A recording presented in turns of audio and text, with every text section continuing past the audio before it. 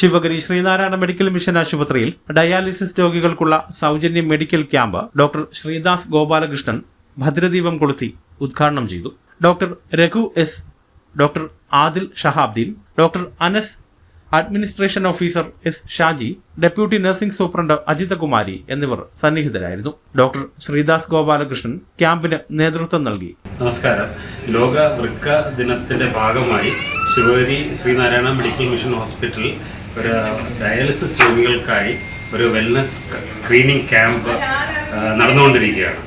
ഈ ക്യാമ്പിൽ പ്രധാനമായി ഡയാലിസിസ് ചെയ്യുന്ന രോഗികളുടെ ക്രിയാറ്റിനിൻ, സോഡിയം, പൊട്ടാഷ്യം തുടങ്ങിയ ടെസ്റ്റുകളും, ഷുഗർ, ECGയിൽ, അതുകൂടാതെ അവരെ അസ്ഥികളുടെ ആരോഗ്യം, അസ്ഥികളുടെ ബലം അളക്കുന്ന ബോൺ മിനറൽ ഡെൻസിറ്റി എന്ന് പറഞ്ഞൊരു ടെസ്റ്റും, അതുകൂടാതെ അവരെ ഫിസ്റ്റില, കയ്യിലുള്ള ആർട്ടിരിയോവീനസ് ഫിസ്റ്റിലയുടെ കാര്യക്ഷമത പരിശോധിക്കാനായിട്ട് ഡോപ്ലർ സ്കാൻ വഴി അതിൻ്റെ പേറ്റൻസി അളക്കുകയും അതിനു വേണ്ട പരിഹാര മാർഗങ്ങൾ നിർദ്ദേശിക്കുകയും ചെയ്തു.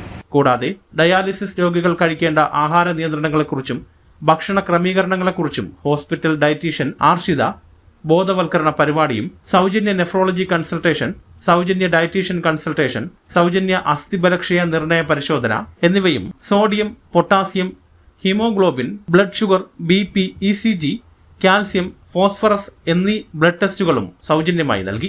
ഡോക്ടർ രഘു എസ് ഡയാലിസിസ് രോഗികളുടെ AV ഫിസ്റ്റുലയുടെ പ്രവർത്തനക്ഷമത സ്കാനിങ്ങിലൂടെ നിർണയിച്ചു. 50-ൽ പരം ഡയാലിസിസ് രോഗികൾ ക്യാമ്പിൽ പങ്കെടുത്തു. വിസ്മാനുസ്, വർക്കല.